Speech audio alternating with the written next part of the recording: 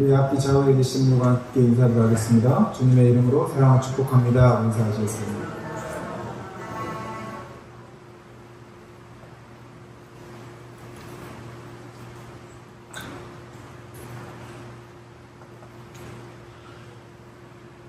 천재지변도 있고 인재도 있고 주변에 많은 사고가 일어나서 생명을 잃기도 하고 또한 어려움을 당하기도 합니다. 오늘 지난주 운전하고 여기저기 다녀오는데 차 안에 있는데도 그 장렬한 태양빛이 느껴지고 밖에 나가면 무덥고 불쾌지수도 높은 것들을 경험하게 되는데요.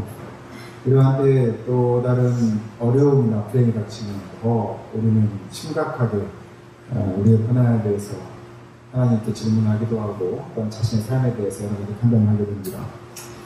오늘 여러분들이 읽은 욥기서는 고난에 대한 아주 명징한 명확한 어떠한 해답들을 제시하는 것 같고 욥기서를 통해서 우리가 익히 알고 있는 여러 가지 욥기가 주는 교훈들 또 하나님께서 우리에게 어떤 말씀을 주시고자 하는지에 대한 많은 판단들이 우리 성도들에게 있을 것입니다. 욥기서 하면 여러분들이 아는 매우 유명한 구절 혹시 기억하시나요? 오늘 읽은 본문 말씀 말고 욥기서에 나오는 아주 유명한 말씀이 있습니다. 개업을 하거나 사업을 하거나 어떤 일이 잘 되기를 바라면 우리가 꼭 그 말씀을 기억을 하고 또 그 말씀이 들어있는 앱자를 선물하거나 또는 기독교인 크리스천 가게나 사업장에 가보면 그 말씀 구절이 큰 걸려 있습니다. 혹시 기억하시겠나요? 어떤 말씀인지? 내 시작은 미약하였으나 내 나중은 신이 창조하리라. 비록 지금은 작게 구멍가게처럼 사업을 시작하지만 나중에는 거대한 기업처럼 호망하리라. 이러한 바람을 가지고 이 말씀, 이 본문을 이해를 합니다. 사실은 제가 분명히 말씀드리지만 그 본문은 그런 말씀이 아닙니다. 사실은 저희 가게에 걸어놓기에는 부적절한 말씀입니다. 오히려 이 말씀을 걸어놓으면 내가 어떤 고난 가운데서도 하나님을 찬양하겠다라고 하는 믿음의 고백으로 나가는 것이지 사업이 잘 되기를 바라는 마음으로 이 말씀을 걸어두는 구절은 아닙니다만 그래도 이 말씀은 따로 떼어놓아도 은혜가 될 거라고 믿고 부정하거나 저주하는 말은 아니라는 건 이해하셨으면 좋겠습니다. 오늘 설교 제목이 모순과 역설입니다. 모순이라는 말 들어보셨죠? 딱 어떤 말인지 직감적으로 이해를 하실 겁니다. 모순이라는 말은 한자어인데요. 원래 한비자라고 하는 책에 나와 있는 언어입니다. 모순은 한자어로 참, 모, 방패, 순입니다. 어떤 사람이 한비자라는 그 책에 보면 초나라에 어떤 사람이 방패와 창을 팔았습니다. 방패를 들어서 이야기하기를 이 방패는 어떤 창도 뚫을 수 없을 만큼 견고한 방패입니다. 그리고 나서 그 방패를 내리고 난 다음에 날카로운 창을 들고 또 이렇게 이야기합니다. 이 창은 어떤 방패도 다 뚫을 수 있을 만큼 날카롭습니다. 이렇게 창과 방패를 팔려고 광고를 하는 거죠. 옆에 있던 어떤 사람이 그렇게 묻습니다. 그러면 이 창으로 이 방패를 뚫지 못하느냐라고 이야기를 하니까 그 주인이 뭐라고 했겠습니까? 아무 말도 못하게 되는 것이죠. 즉 두 가지의 상황이 서로 맞부닥쳐서 문제를 일으킬 때 문제를 해결할 수 없는 어떠한 상황이 되었을 때 우리는 그것을 모순이라고 이야기합니다. 실제로 우리는 그런 경우들 많이 겪죠. 모순적인 상황을 우리가 어떻게 이것을 이해해야 될지 우리는 끊임없이 우리 인생에서 고민을 하고 질문하게 됩니다. 역설은요, 자체의 주장이나 이론을 스스로 거역하는 논설. 내가 어떤 이야기를 말을 했는데 이것이 참이 아니고 가끔은 그 반대의 논리로 이 참이 증명이 되는 경우도 있습니다. 이것도 사실 이해하기 매우 힘들죠. 겉으로 보기에는 명백히 모순되고 부조리합니다.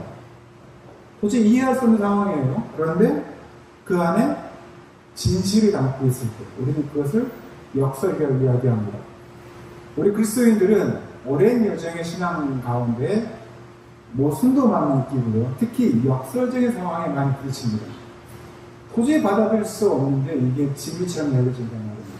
그런데 이것을 설명할 때 너무 힘들어요. 사실 욥기서가 그렇습니다.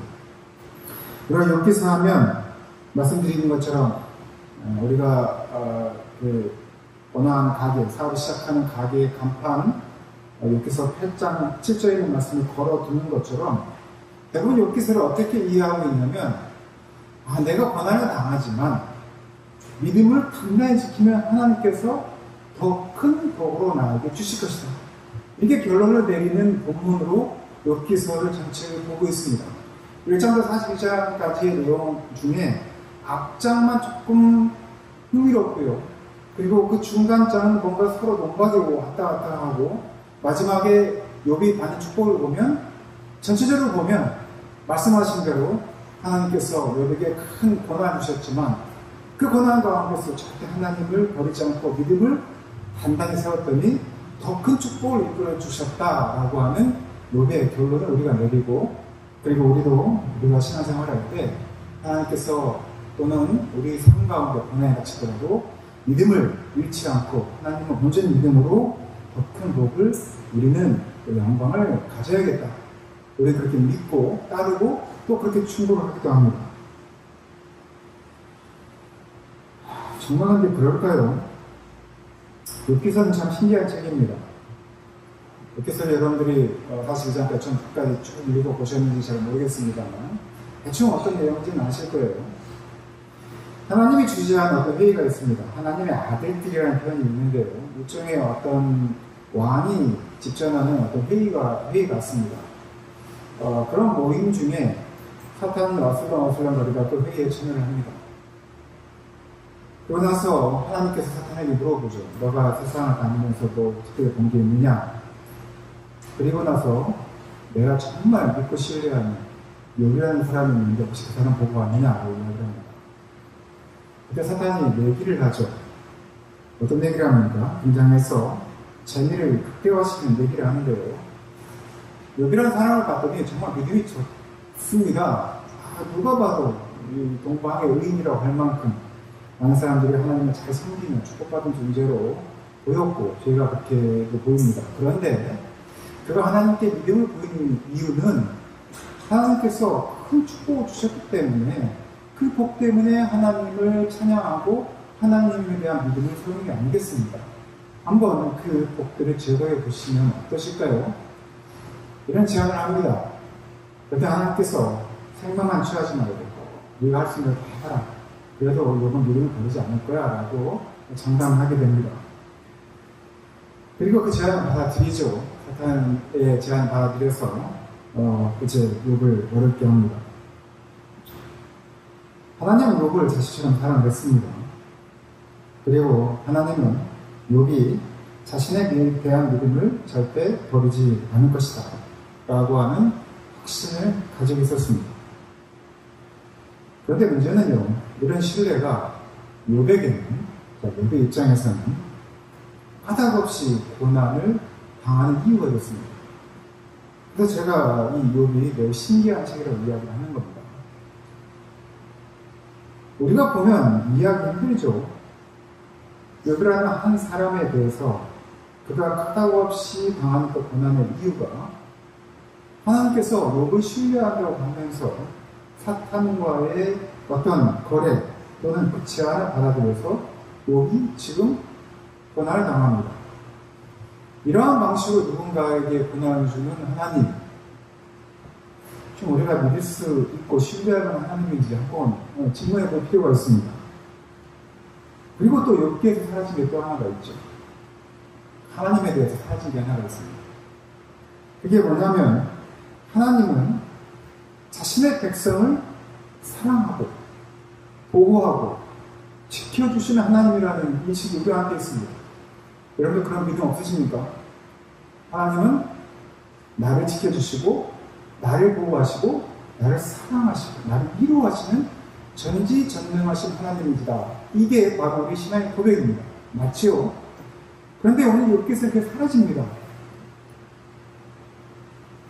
욥을 사랑하고 신뢰한다고 하는데 지켜주지 않으시는 거죠.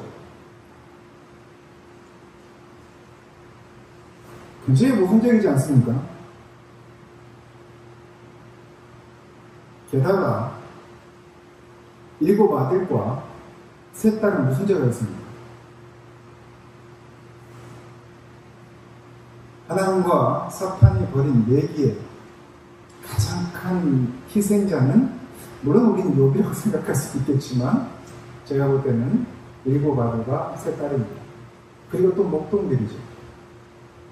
사탄이요 욥을 치는데 처음에는 소와 나귀가 있는 무리를 칩니다. 그리고 얼마 되지 않아서 바로 양과 목동을 치십니다. 그리고 마지막으로 7 아들과 딸 셋이 잔치를 벌이고 있는데 내 길이 무너져서 폭삭 주저앉는 그 순간 한순간 생명을 잃습니다. 우리는 불행을 당하는 욥을 보면서 욥이 얼마나 큰 불행을 겪었는지 볼 수도 있지만 또 달리 본다면 가축들은 둘째치고 아들 7과 딸 3 그리고 양치던 목동들까지 희생하시는 하나님, 왜 그들이 하나님의 희생자가 되어야 하는지에 대한 우리는 질문할 수밖에 없습니다. 어떻게 이런 일이 가능할까?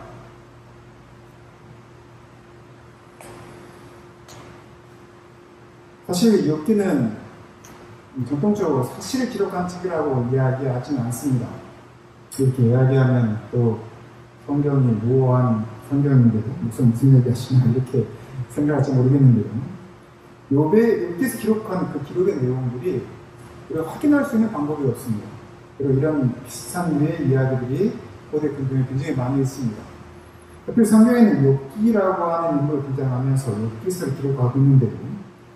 그래서 많은 신학자들은 욥기는 사실을 기록한 책이라기보다는 그 기록한 이는 기록한 이가 욥기서를 기록한 이가 하나님 믿는 이들에게 또 성경을 읽는 이들에게 이유를 알 수 없는 그리고 무고한 고난을 당하는 자들과 그리고 그 고난을 설명하기 위해서 그 당시 특별한 문학 장르를 성경에 기록했다고 보고 있습니다. 이게 대체적인 신학적인 자세입니다. 왜냐하면 우리가 그 사실을 확인할 수 없기 때문입니다. 그리고 그런 비슷한 장르들의 이야기가 많기 때문이죠. 그러나 성경이 기록함으로써 성경에 나와 있는 욥이라고 하는 의인과 하나님과의 관계에 있어서 이 고난이 그 당시에 유대인들이 이스라엘 백성들에게 하나님을 어떻게 이해하고 믿음의 사람이 그 고난을 어떻게 받아들이는지를 이 글을 기록한 사람이 기술하고 있다고 보는 것이죠.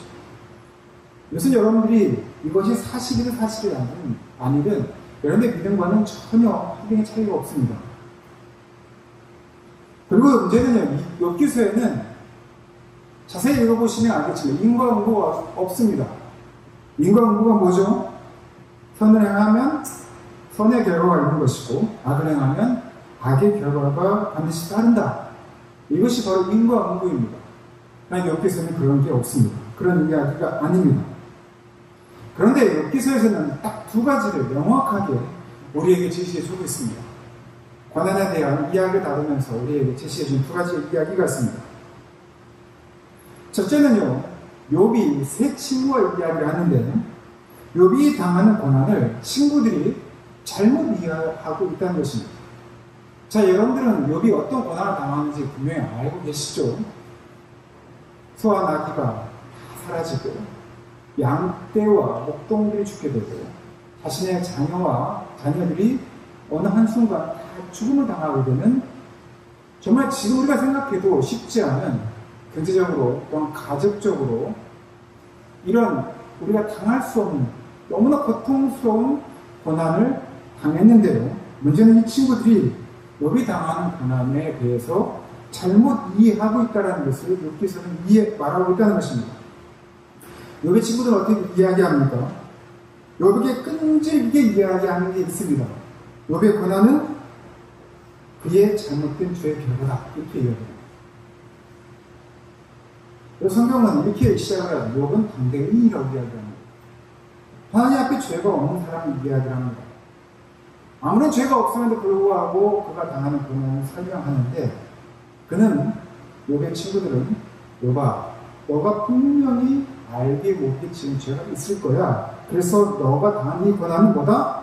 그가 잘못된 죄의 결과다라고 이야기를 하고 그렇게 계속 몰아붙입니다. 또 다른 이해가 있습니다. 너가 지금 고난을 당하지만, 우리가 대체로 이해하는 고난이죠. 너가 지금 당장 고난을 당하고 있지만 이것은 그 안에 믿음을 지키면 하나님께서 더 큰 복을 주기 위해서 이 고난을 너에게 허락하시는 것이다 라고 하는 설명입니다. 그리고 우리는 새 친구의, 야, 너 잘 생각해봐. 너가 분명히 하나님 앞에 지은 죄가 있을 거야. 그 죄가 뭔지를 그냥 잘 고민해보고 기도해봐. 그래서 우리가 이렇게 기도도 하죠. 하나님, 저의 죄를 용서해 주시옵소서. 알고 지은 죄, 모르고 지은 죄를 용서해 주십시오. 이 기도가 잘못됐다는 이야기가 아닙니다. 그러나 지금 욥에 비해서 당하는 이 고난은 그런 고난의 죄의 원인이 아니었다는 것이죠. 죄의 원인이 아니었다는 겁니다. 게다가 더 큰 복을 주기 위해서 주는 이 고난은 모순적이지 않습니다.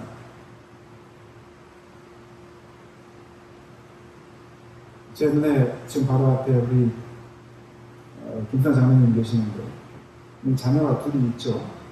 손주도 있고 하나님께서 하나 갑자기 자녀들의 생명을 거두셨습니다.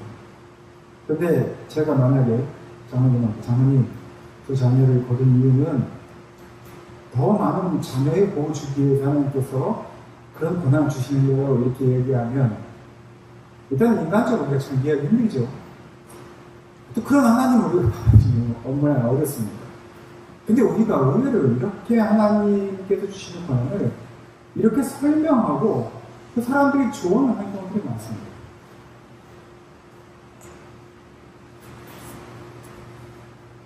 우리가 더 고난 당하는 이유에게 인과응보의 논리나 또한 고난을 통해서 더 큰 복을 주시기 위한 그러한 방식으로 설명하고 적용하는 경우가 많습니다.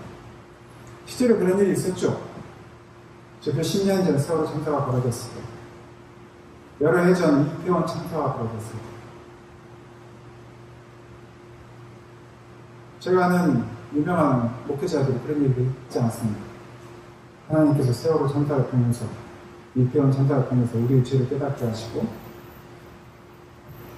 그리고 심지어 세월호 참사 때 죽음을 당한 이들이 어떠한 또는 부모들이 큰 잘못에서 우리에게 그 잘못을 깨닫게 하기 위해서 세월호 중에 우리에게 고난 주신 것이다 이렇게 이야기하는 분들이 계셨습니다. 저는 이 기사를 가지고 그렇게 이해해서 안 한다고 생각합니다.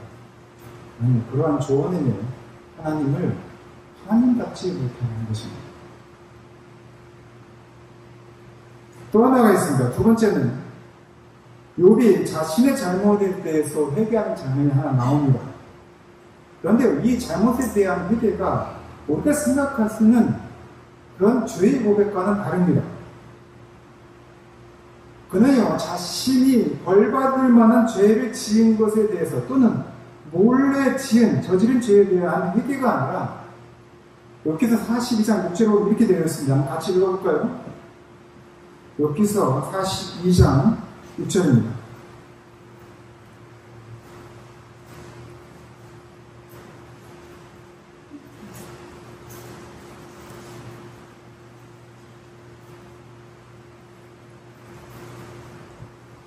하셨으면 같이 읽겠습니다. 이렇게 42장 6절입니다. 함께 읽겠습니다. 시작. 그러므로 내가 스스로 거두어 들고 티끌과 제 가운데서 회개하나이다. 이렇게 얘기합니다. 42장이 욥기서의 마지막 장입니다.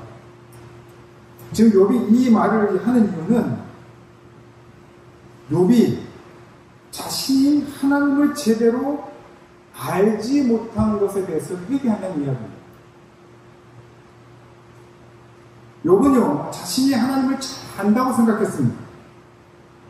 그런데 지금 이 42장 6절의 말씀은 자신이 하나님에 대해서 매우 무지했음을 깨달았다고 고백하는 겁니다. 티끌과 적 가운데서 회개한다는 이야기는 티끌은 아주 작은 존재를 가리키는 것이죠.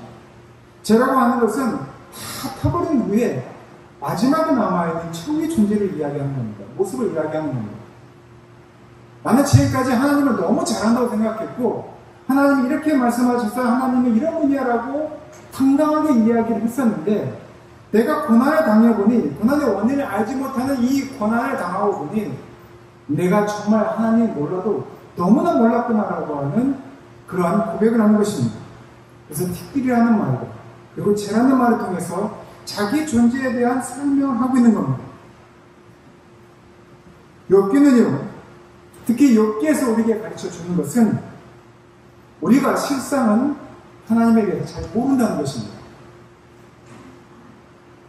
물론 저도 이곳에 단상에 서서 하나님의 말씀을 읽고 또한 성경 말씀을 가지고 설교문을 만들고 여러분들에게 하나님은 어떠한 분이십니다, 하나님은 이렇게 말씀하십니다 라고 이야기하지만 사실은 그 말씀들은 우리가 아는 저 존재 자체의 그 하나님에 대한 겨우 일부분, 티끌과 같은, 재와 같은 우리가 알 수 있는 하나님의 작은 부분에 불과하다는 것입니다.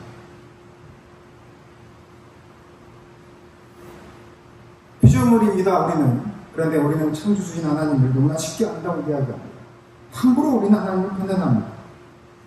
더 나아가서 가장 고마운 것은 내가 하나님을 다 안다 라고 이야기하는 사람입니다. 이것이 얼마나 큰 교만인지 아십니까? 이게 목사인 저와 같은 위치에 있는 사람들이 그런 죄를 너무 많이 쉽게 범합니다. 그런 잘못을 너무 많이 범하는 것이죠. 그래서 오늘 욥기와 같은 고난을 당하는 사람들에게 하나님의 이름으로 쉽게 말하는 것입니다. 왜 오늘 본문을 읽었을까요? 오늘 욥기 2장 10절 말씀, 앞부분 빼고 뒷절만 제가 다시 읽어드리겠습니다. 우리가 하나님께 복을 받았은즉 화도 받지 아니하겠느냐 하고 이 모든 일에 욥이 입술로 범죄하지 아니하였다. 이것을 사도행전을 다시 읽어드리겠습니다. 우리가 누리는 복도 하나님께 받았는데 어찌 재앙이라고 해서 우리가 못 받을 게 있겠느냐. 이렇게 하여 욥은 이 모든 어려움을 당하고 나서도 말로, 입술로 죄를 짓지 않았다고 이야기합니다. 우리가 인과응비나 또 하나님께서 주시는 이 복의 개념으로만 하나님의 고난을 이해하고 고난을 감내하는 것을 말하게 되면 우리가 고난을 통해서도 회복되어지지 않는 그런 우리 현실에 대해서는 하나님에 대한 온전한 이해를 갈 수가 없습니다. 다시 말하면 이 두 가지가 우리에게 다 있어야 되냐는 것이죠. 하나님은 우리에게 복을 주시기도 하시지만 또한 우리에게 재앙을 주심으로 인하여서 하나님을 우리가 원망하거나 하나님에 대한 잘못된 오해가 있을 수 없다는 것이 바로 욥이 말하는 신앙 고백입니다. 사실 이런 고백은 쉽지가 않죠. 저도 마찬가지입니다. 욥도 마찬가지였습니다. 그러나 욥이 대단한 믿음의 소유자였던 것은 왜 욥이 단계의 의인이라고 칭송을 받았던 가장 큰 이유는 욥은 복 주시는 하나님만을 찬양하지 않았기 때문입니다. 진정한 그리스도인이라고 한다면 고난과 화를 주시는 하나님도 찬양할 수 있어야 된다는 것이죠. 이렇게 말하는 저도 제가 고난 가운데 있으면 하나님을 찬양하기보다는 하나님을 원망하거나 하나님께 질문을 합니다. 하나님 왜 저에게 이런 고통을 주십니까? 하나님 도대체 제가 무슨 잘못을 낼게요? 하나님 제가 이 고난의 여정을 다 마치면 저에게 도대체 어떤 복을 주시려고 하시는 그런 계획이 있으신가요? 라고 저는 질문할 수도 있습니다. 그런데 그러지 않을 수 있다는 것입니다. 왜냐하면요, 성경은, 말씀은 이 웃음과 역설이 함께 공존하고 있기 때문입니다. 예수님께서 십자가에 죽으시는 것, 아무 죄도 없고 의로우신 예수님께서 십자가에 죽는 것, 이것은 모순입니다. 이해할 수 없죠. 아무 죄도 없는데 의로우신데 죄인이 죽어야 되는 이 십자가에서 고통을 당하시고 죽으셔야 합니다. 왜 하나님은 그러한 일을 허락하셨을까요? 이것은 모순입니다. 인간으로서 도저히 이해할 수 없는 일이죠. 그러나 그 현장에서 역설이 발견되어집니다. 바로 죽음의 그 현장에서 무엇이 발생합니까? 부활이 발생하는 것이죠. 새로운 생명이 움트는 것을 우리가 발견할 수 있습니다. 이것이 바로 역설입니다. 죄 없는 예수 그리스도의 죽음은 이해할 수 없는 사실입니다. 우리의 삶 가운데 끊임없이 우리에게 닥쳐오는, 또한 우리가 겪는 그런 많은 고난과 고통과 희생일 수 있습니다. 그리고 이 죽음이라는 고난은 우리를 힘들게 합니다. 아니, 어떤 때는 우리는 받아들일 수 없는 현실을 살아가게 됩니다. 그럼에도 궁극적인 부활의 소망을 주신 것은 죽음이 결국 부활을 이룬다라고 하는 역설이 있기 때문입니다. 목사님, 그 말은 우리가 고난 가운데 잘 버티면 하나님께서 결국 우리에게 주신다는 세상의 축복이 아니겠습니까? 라고 이야기할 수 있습니다. 그러나 우리가 하나님께서 말씀하시는 그 부활과 우리가 이해하는 부활의 개념이 지금 너무나 다른 것을 방금 설명드린 것을 가지고 우리는 알 수가 있습니다. 고난이 우리에게서 떠나지 않을 수 있습니다. 내 안에 몸의 고통이, 고난이 죽을 때까지 사라지지 않을 수도 있습니다. 관계가 회복되어지지 않고 우리가 하나님 앞에 갈 때까지도 여전히 관계를 회복하지 못할 수도 있습니다. 문제는 우리가 그것을 어떻게 바라보는 것이죠. 인과응보나 권선징악의 개념으로서만 이 세상의 개념으로 우리가 보게 되면 그 하나님을 우리는 이해할 수 없습니다. 성경에서 끊임없이 반복하여 나타나는 모습과 역사를 우리가 받아들일 수 없다는 것이죠. 우리의 기도가 비록 인간적이어서 하나님 제 이 고통과 고난이 끝나서 또 다른 복으로 우리에게 채워주십시오라고 하는 원초적인 기도를 할지라도 우리가 믿음 가운데, 그 믿음 여정 가운데 우리를 위하여서 모순적인 죽음을 십자가에 당하신 예수 그리스도를 통하여서 부활의 역사를 우리가 온전히 이해하게 된다면 우리 모든 인생에 있어서 우리가 하나님을 온전히 알 수 없지만 하나님을 알아가는 것, 또 하나님을 알아가면 우리에게 축복임을 우리는 믿음으로 고백할 수 있다는 것입니다. 우리 인생에 있어서 분명한 것이 있습니다. 말씀해 놓겠습니다. 제가 지난주 설교를 한 40분 정도 설교를 하고 나서 이번 주부터 제가 작심한 게 있습니다. 더운 여름에 노타이, 그리고 자켓을 걸치지 않고 성도분들에게 시원하게 예배를 드리자라고 광고도 하고, 저도 타이에 자켓 안 걸치고 우리 부목사님한테도 들어오시라고 말씀드렸는데, 가장 중요한 건 무엇보다도 설교를 좀 짧게 해야 되겠다. 그래서 벌써 마지막 결론으로 왔습니다. 굉장히 빨리 끝나는 것 같으시죠? 네, 말씀을 맺겠습니다.